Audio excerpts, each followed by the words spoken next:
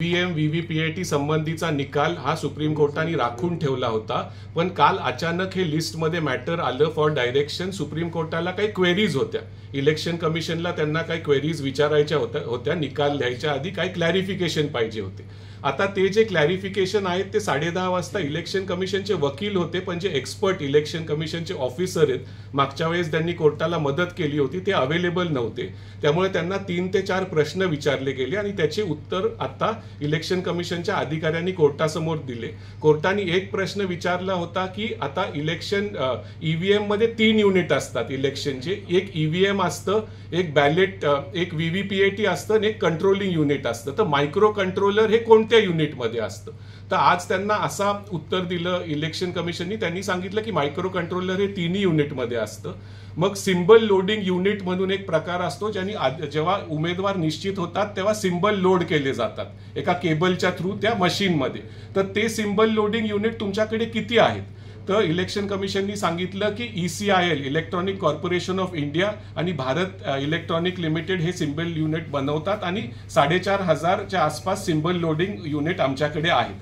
आणि सकाळी कोर्टाने असंही विचारलं होतं की तुम्ही हे कधीपर्यंत हा डेटा ठेवता, म्हणजे ईव्हीएम मध्ये डेटा कधीपर्यंत राहतो? तर मागच्या वेळेस इलेक्शन कमिशननी सांगितलं होतं की 30 दिवस असतात इलेक्शन पिटिशन फाईल करायला कुठल्याही उमेदवाराला, आणि 45 दिवस आम्ही तो ठेवतो आणि तो डिलीट करतो.